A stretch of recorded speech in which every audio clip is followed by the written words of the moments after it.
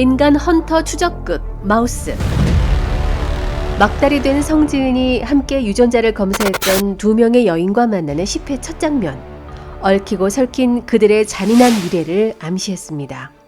병원에서 아들 우형철과 함께 죽으려 했던 엄마는 데니얼이 한국에 와서 한서준을 만난 후 호텔로 들어가던 날 로비에서 검사를 부탁했던 바로 그 임신부였죠. 그리고 사페 판정을 받았지만 아이를 낳겠다고 했던 연구원 부인도 그 병원의 간호사로 있었습니다. 아들 때문에 추락한 것으로 의심되는 우형철 엄마의 피와 그 장면을 목격한 성지은이 갑자기 양수가 터져서 흘러내려 섞이는 장면은 이제 곧 세상으로 나오고자 하는 사페, 성지은의 아들과 그에게 죽임을 당할 사페, 즉 우형철의 미래를 암시하는 것만 같았습니다.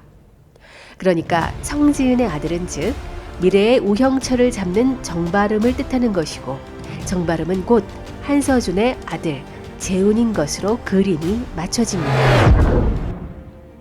정바름이 한서준의 아들인 것으로 암시하는 장면은 또 있습니다. 재훈이가 성당에서 괴물이 되지 않게 해달라고 간절히 기도했을 때와 바름이가 요한이로부터 잠식되지 않도록 아무 일도 일어나지 않게 도와달라 기도하는 모습이 상당히 겹쳐집니다. 한편 정바름은 공격적으로 변하는 자신이 성요한 때문이라고 생각하지만 괴로운 나머지 성요한이 진범이 아니기를 바라며 애써 자기 머릿속 나쁜 뇌를 거부하기 시작하죠. 최근 벌어진 사건의 범인이 프레데터의 시그니처를 흉내내자 성요한 말고 그날의 진범은 따로 있다고 믿고 성요한의 과거를 다시 캐고 다니는데요. 실제로 성요한의 집 지하실과 프레데터가 보낸 영상의 지하실이 다름을 알게 됩니다. 프레데터는 성요한이 아니라는 것을 알게 되며 기뻐하죠. 하지만 그것도 잠시 자신의 머릿속에 오봉이 할머니와 프레데터의 행적이 선명히 떠오르면서 성요한이 진짜 프레데터였다는 사실을 인정하고 맙니다. 그러나 그것은 성요한의 기억이 아니라 자신의 진짜 기억이겠죠. 우형철을 쓰러뜨린 후엔 성요한의 환각이 나타나 거부할 수 없는 충동을 받아들이라는 듯 유혹합니다. 그건 정바름 본인의 방어기제이자 본성을 거부하고 싶어 만들어낸 말 그대로 환각입니다. 선한 자아보다 어둠의 자아가 점점 더 지배하게 되는 것을 계속 성요한 탓으로 돌리게 될 정바름. 스스로 만든 환각 안에서 정바름은 그 환각을 따를까요? 아니면 거부할까요? 정바름은 성요한의 뇌에 잠식당하는 게 아니라 본성이 깨어날 뿐입니다. 사람을 죽일 뻔했다며 수술이 잘못됐음을 따지러 온 정바름에게 한서준은 뇌이식을 한 쥐가 공격적으로 변하기도 했다며 바름의 본성이 성요한에게 잠식되지 않기를 진심으로 바란다고 했습니다. 맞습니다. 한서준은 진심일 겁니다.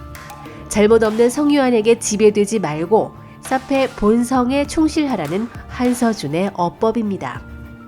이미 정바름의 본성은 태어날 때부터 그랬음을 한서준은 알고 있었을 겁니다. 자신처럼 신의 영역에 도전하고 인간의 목숨을 좌지우지할 수 있는 우월함을 지키라는 모종의 당부 같아 보입니다. 또한 한서준은 고무치에게도 성요한에게 총질한 것을 후회할 거라는 말을 남기죠. 한서준의 아들을 죽인 게 아니라 M1 사람을 죽였다는 힌트로 들립니다. 자, 이렇게 18인 정바름이 프레데터이자 한서준의 아들이라는 암시를 비교적 그럴싸하게 던져줬는데요. 신은 결국 재훈이처럼 바름이의 기도를 쉽게 들어주지 않을 것으로 보입니다. 10화 이후 마우스 후반부는 스토리의 전체적인 맥락과 작품의 분위기가 전환되고 복선과 반전에 대한 추리가 시청의 재미를 좌우하게 된다고 했는데요. 성요한에게 잠식되지 않기 위해 온몸으로 거부하던 정바름이 우형철을 해침으로써 이젠 도저히 거부할 수 없는 맛을 보고야 말았습니다. 거부할 수 없다면 최상의 포식자가 되어 사페들을 처단하는 프레데터가 되려고 하지 않을까요? 일명 사페 감별사가 되어 데스노트를 장만할지도 모르겠습니다. 그러나 뇌수술 전처럼 완벽한 프레데터는 되지 못할 겁니다. 성요한의 감정을 이식받은 정바름은 죄책감과 후회에 몸서리치는 경험도 하게 될 것이고 오봉야, 고무치, 최용주 같은 주변 인물에게도 큰 영향을 받으며 갈등하는 정바름을 계속 보여줄 것으로 보입니다. 그러니까 시청자들의 뇌에 쥐가 나는 일은 계속된다는 얘기입니다. 다음 주 수요일엔 스페셜 방송이 되고 목요일에 11화가 방송된다고 하죠. 스릴러 추적극의 중간 유입이 어려운 만큼 정리와 이해도를 높이고 후반부에 기대감을 높이는 전략을 내세운 건데요. 계속 본방 사수를 하신 분들이라도 중간 정산하는 셈치고 보셔도 좋을 것 같습니다.